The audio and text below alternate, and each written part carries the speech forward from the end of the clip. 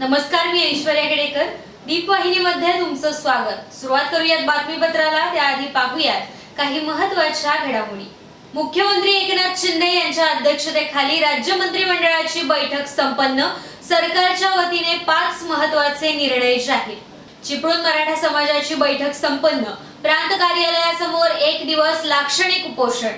पावसाच्या लहरीपणामुळे यंदा खरीपातील भाताचे उत्पादन घटण्याची शक्यता. स्वच्छता मॉनिटर प्रकल्पामध्ये ज्ञानदीप भडगावची उत्कृष्ट कामगिरी.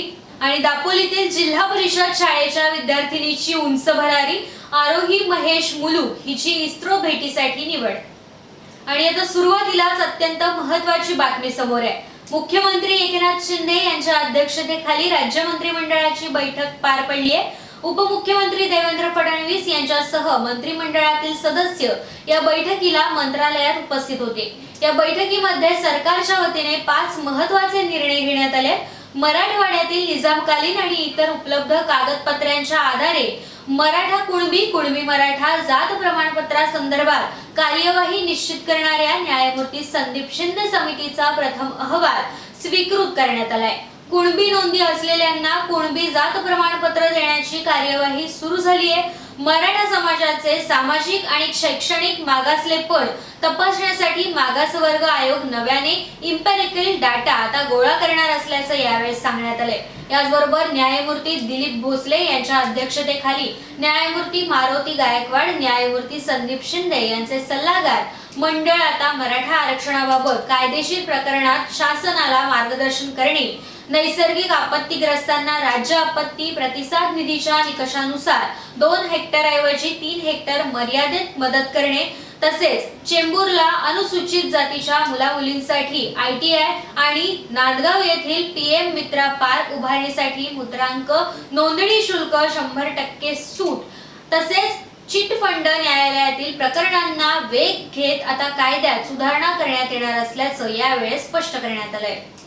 माजी पंतप्रधान इंदिरा गांधी यांच्या पुण्यस्मरणानिमित्त आणि माजी उपपंतप्रधान सरदार वल्लभभाई पटेल यांच्या जयंतीनिमित्त मुख्यमंत्री एकनाथ शिंदे यांनी पुष्पहार अर्पण करून प्रतिमेस अभिवादन केलंय. मंत्रालयात माजी पंतप्रधान इंदिरा गांधी यांच्या पुण्यतिथी निमित्ताने राष्ट्रीय संकल्प दिवस आणि माजी उपपंतप्रधान लोहपुरुष सरदार वल्लभभाई पटेल यांच्या जयंतीनिमित्त राष्ट्रीय एकता दिवस या कार्यक्रमाचं आयोजन करण्यात आलं होतं. राष्ट्रीय एकता दिवस निमित्ताने मुख्यमंत्री एकनाथ शिंदे यांनी राष्ट्राची एकता, अखंडता आणि सुरक्षा अबाधित राखण्यासाठी समर्पित भावनेने काम करण्याची शपथ उपस्थित अधिकारी आणि कर्मचारी यांना दिली आहे. यावेळी उपमुख्यमंत्री देवेंद्र फडणवीस, महसूल मंत्री राधाकृष्ण विखे पाटील, ग्रामविकास मंत्री गिरीश महाजन, अल्पसंख्याक विकास आणि पणन मंत्री अब्दुल सत्तार, शालेय शिक्षण मंत्री दीपक केसरकर यांच्यासह वरिष्ठ अधिकारी आणि कर्मचारी उपस्थित होते.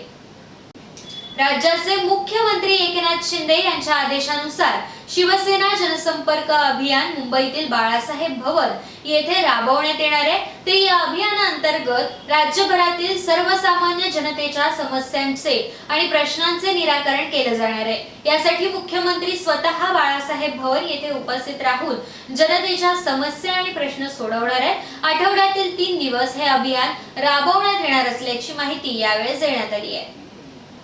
वळूयात पुढच्या बातमीकडे. समस्त मराठा बांधव आता एकवटलाय.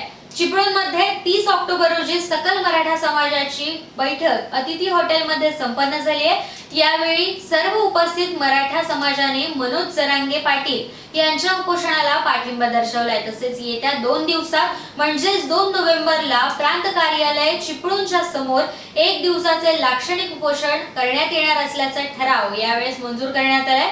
यावेळी मराठा समाज बांधव आणि महिला वर्ग मोठ्या संख्येने उपस्थित होते. तसेच मनोज जरांगे यांना पाठिंबा देण्यासाठी चिपळूणमध्ये संपूर्ण महामार्गावरती 85 फूट लांबीचे 3 मोठे बॅनर्स लावण्यात आल्याने हे भव्य बॅनर्स सर्वांचे लक्ष वेधून घेत आहेत.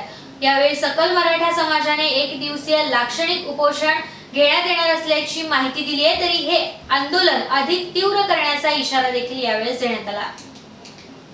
राज्याचे बांधकाम मंत्री रवींद्र चव्हाण आणि माजी खासदार निलेश राणे यांची भाजप कार्यकर्त्यांनी भेट घेतली आहे। रवींद्र चव्हाण यांच्या शासकीय निवासस्थानी ही भेट आयोजित करण्यात आली होती। तरी यावेळी भाजपात चिपळूण माजी तालुका अध्यक्ष सतीश मोरे, माजी नगरसेवक परिमल भोसले, विनोद कदम, राकेश घोरपडे, शुभम पिसे, विनोद सुर्वे, प्रफुल्ल पिसे, संदेश भालेकर, प्रीतम इंगावले, दीपा देवळेकर, संदीप सुखदरे, अभिषेक जागुष्टे यांनी आपली उपस्थिती दर्शवली आहे। आणि पुढची महत्त्वाची बातमी आहे ती म्हणजे शेती संदर्भातली। पावसाच्या लहरीपणामुळे आता यंदा खरीपातील भाताचे उत्पादन घटण्याची शक्यता वर्तवण्यात आली आहे। यावर्षी सरासरीपेक्षा कमी पाऊस पडल्याचा फटका रत्नागिरी जिल्ह्यातील शेतकऱ्यांना आता बसणार आहे। अनियमित पावसामुळे पुरेसे पाणी भात रोपांना मिळाले नाहीये, त्यामुळे रोपांची वाढ झालेली नाहीये। कातळावरील भात रोपे पिवळी पडलेली दिसून आली आहे। तर रत्नागिरी जिल्ह्यात 61,000 हेक्टर वरती भात लागवड झाली आहे। ठाणे जिल्ह्यात देखील जेमतेम सरासरी इतकाच पाऊस पडलाय। पावसाच्या अनियमिततेमुळे 5 ते 10 हेक्टर क्षेत्राला आता फटका बसण्याची शक्यता आहे। महाराष्ट्र कचऱ्याबाबत निष्काळजी मुक्त करण्याच्या शिक्षण विभागाच्या PLC स्वच्छता मॉनिटर प्रकल्पाचा पहिला टप्पा 2023 मध्ये ऑक्टोबर महिन्यात संपन्न झाला।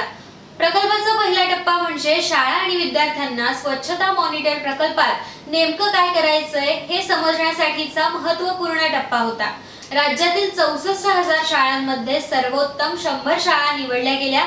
त्यापैकी रत्नागिरी जिल्ह्यातील खेड तालुक्यातील ज्ञानदीप विद्या मंदिर भडगाव या शाळेची राज्यात प्रभावी कामगिरी दिसून आली आहे। तरी पहिल्या टप्प्यात राज्यातील सर्वोत्तम कामगिरी करणाऱ्या शाळांचे कौतुक आणि सत्कार मुंबई येथे एका कार्यक्रमात आयोजित केले जाणार आहे। याचबरोबर निवडक विद्यार्थ्यांना आता महाराष्ट्र स्वच्छता मॉनिटर आयडेंटिटी कार्डने गौरवण्यात येणार आहे। तरी संस्थेचे अध्यक्ष अरविंद तोडकरी, उपाध्यक्ष डॉक्टर रमणलाल तलाठी, संस्थापक सरचिटणीस प्रकाश गुजराती, सरचिटणीस माधव पेठे, खजिनदार विनोद बेंडखळे, प्रशाला समितीचे चेअरमन भालचंद्र कांबळे, जनसंपर्क अधिकारी दीपक लड्ढा तसेच सर्व विश्वस्त आणि सभासद, प्राथमिक विभागाच्या मुख्याध्यापिका पूर्वा मोरे, प्रशालेचे प्राचार्य राजकुमार मगदूम आणि शिक्षक शिक्षकेतर कर्मचारी यांनी सदर उपक्रमाचे कौतुक केले। दापोली तालुक्यातील जिल्हा परिषद मराठी शाळा चंद्रनगरची विद्यार्थिनी आरोही महेश मुलुक हिची इस्रो भेटीसाठी निवड झाली आहे। रत्नागिरी जिल्हा परिषद आयोजित नासा इस्रोस विद्यार्थी भेट या उपक्रमांतर्गत चाळणी परीक्षा आणि जिल्हास्तरीय मुलाखतीत यश संपादन केल्याने आरोही मुलुक हिची इस्रो भेटीसाठी आता निवड झाली आहे। तरी तिच्या या यशामुळे चंद्रनगर परिसरातून तिच्यावरती कौतुकाचा वर्षाव होतोय। नासा इस्रोस विद्यार्थी भेट या उपक्रमांतर्गत केंद्रीय आणि दापोली तालुकास्तरीय चाळणी परीक्षेत उज्ज्वल यश संपादन करत आरोही मुलुक हिची जिल्हास्तरीय मुलाखत आणि प्रात्यक्षिकासाठी निवड झाली होती। जिल्हास्तरीय मुलाखतीत उज्ज्वल यश प्राप्त करत आरोही हिने थेट इस्रो भेटीपर्यंत बाजी मारली आहे। चंद्रनगर शालेय व्यवस्थापन समितीचे अध्यक्ष रुपेश बैकर, उपाध्यक्ष राकेश शिगवळ, शाळेच्या मुख्याध्यापिका अर्चना सावंत, गिम्हवणे केंद्राचे केंद्र प्रमुख सुनील कारखोले, दापोली विभागाचे शिक्षण विस्तार अधिकारी पद्मन लहांगे तसेच दापोली तालुक्याचे गट शिक्षण अधिकारी अण्णासाहेब बळवंतराव आणि तसेच अनेक मान्यवरांनी आरोही मुलुक हिचे अभिनंदन केले। रॉयल हॉस्पिटल खेड भरणे येथे 30 आणि 31 ऑक्टोबर या कालावधीमध्ये मोफत आरोग्य तपासणी शिबिर आयोजित करण्यात आलं होतं। या शिबिरासाठी रॉयल हॉस्पिटलच्या व्हॉट्सअप ग्रुपचा अतिशय उत्तम असा प्रतिसाद मिळालाय।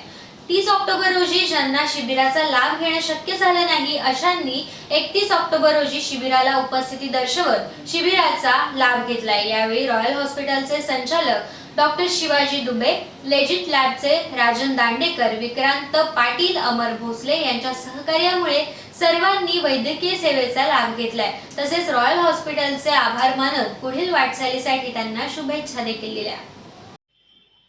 नमस्कार मॅम, आज आपण रॉयल हॉस्पिटलमध्ये जो कॅम्प घेतलेला आहे हेल्थ चेकअप कॅम्प, त्यामध्ये ज्या काही सुविधा हॉस्पिटल मार्फत किंवा डॉक्टरांचं जे काही कन्सल्टेशन म्हणा किंवा ज्या काही तपासण्या आपण केल्या त्याबद्दल एकंदर तुम्हाला काय व्यक्त व्हावं असं वाटतं? आणि जे काही आता आपण जो काही कॅम्प घेतो हा सामान्य नागरिकांना खरंच गरजेच्या ज्या काही तपासण्या आहेत त्या आपण याच्यामध्ये इन्व्हॉल्व केलं, जेणेकरून त्यांना स्वतःच्या शरीराचा अभ्यास व्हावा आणि त्यांनी डॉक्टरांना वेळोवेळी ते कन्सल्ट केलं की आपल्याला भविष्यातले जे काही धोके आहेत जे की संभाव्य धोके आपण म्हणू शकतो आपल्याला, आणि त्या अनुषंगाने आपल्याला इमर्जन्सी उद्भवतात आणि हॉस्पिटलमध्ये ऍडमिट व्हावं लागतं. हे न करता जर आपण वेळीच आपल्या आरोग्याची तपासणी आणि काळजी घेतली तर आपल्याला ह्या सगळ्या पुढच्या ज्या काही धोके आहेत, संभाव्य धोके, ते टाळता येतात. त्यानुसार आम्ही हा कॅम्प अरेंज केलाय. सो याच्यामध्ये आम्हाला आमचं भाग्य आहे की तुम्ही स्वतः इथे आलात आणि एक चांगल्या पद्धतीने हा कॅम्प मध्ये तुम्ही सहभागी झालात. सो एकंदर कसं वाटतंय मॅम तुम्हाला? सर, सर्वप्रथम रॉयल हॉस्पिटलचे मी आभार मानीन की ह्या ग्रुपमध्ये त्यांनी मला जॉईन करून घेतलेलं आहे. रॉयल हॉस्पिटल एक हॉस्पिटल न मानता मी एक परिवारच मानते. कारण म्हणजे या हॉस्पिटलमध्ये दर रविवारी म्हणा किंवा इतर वेळेस वेगवेगळे डॉक्टर येऊन इथे वेगवेगळ्या विषयांवर, म्हणजे जे काही रोगाचे निदान असतात किंवा काय, आणि आपल्या खेडमधल्या बऱ्याच लोकांनी त्याचा फायदा घेतलेला आहे. आणि माझ्या माहितीप्रमाणे सर, रात्री अपरात्री म्हणजे ही जी तुम्ही नाईट ओपीडीची सुरू केली तुम्ही, म्हणजे अमर भोसले सर आणि विक्रांत पाटील, डॉक्टर विक्रांत पाटील, ते माझे चांगले मित्र आहेत.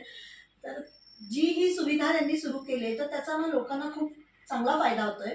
काल मी ग्रुपवर असं वाचलं की जे मेंबर आहेत आपल्या ग्रुपचे त्यांनी या आणि हे सगळं काही चेकअप वगैरे करून घ्या, मोफत चेकअप आहे असं.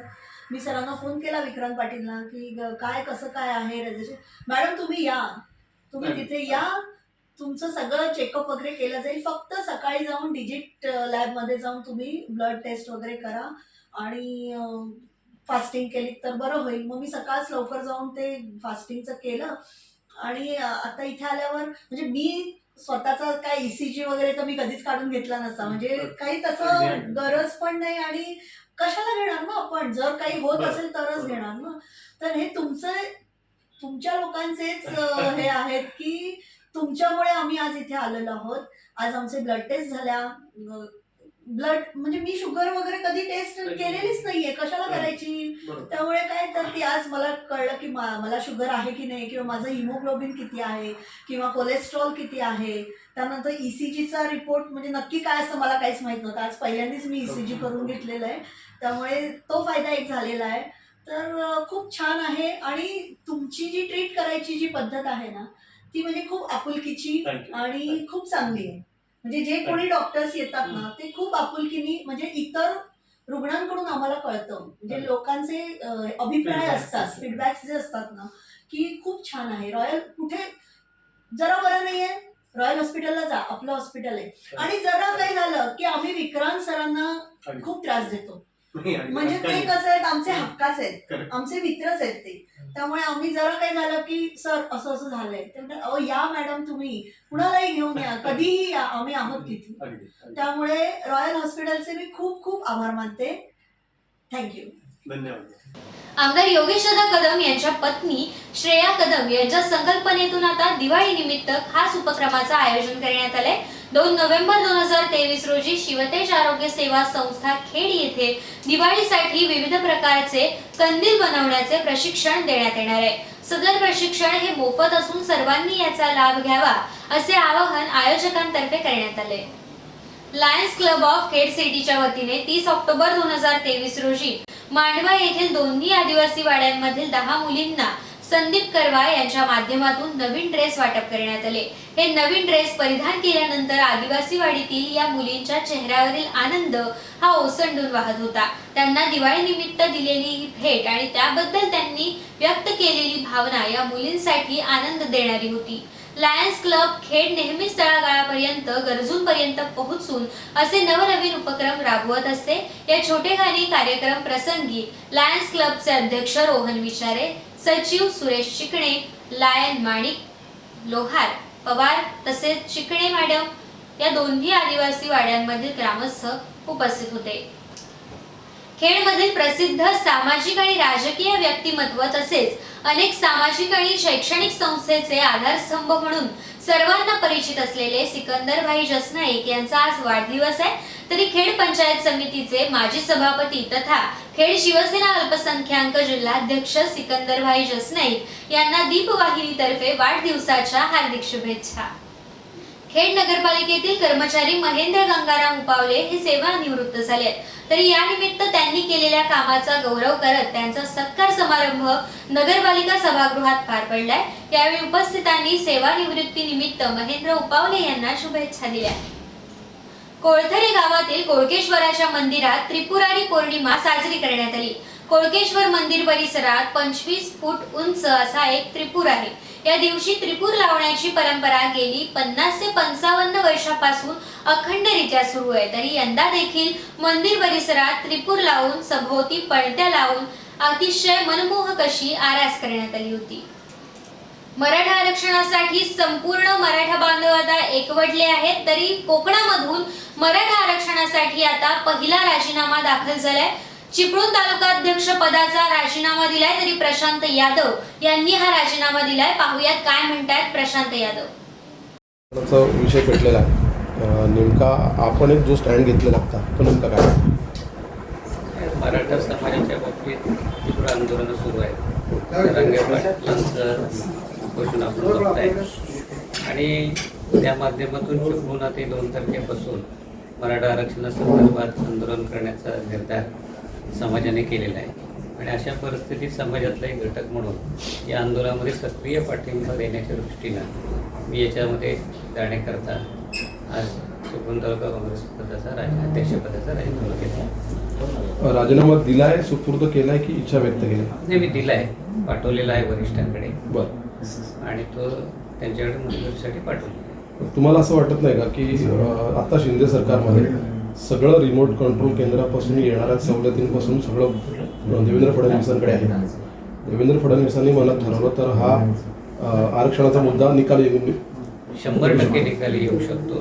तशी मानसिकता आणि इच्छाशक्ती जर त्यांनी त्यांच्यामध्ये असेल तर हा प्रश्न ते निकाली काढू शकतात आणि तसा निर्णय करू शकतात आणि तसा त्यांनी करावा.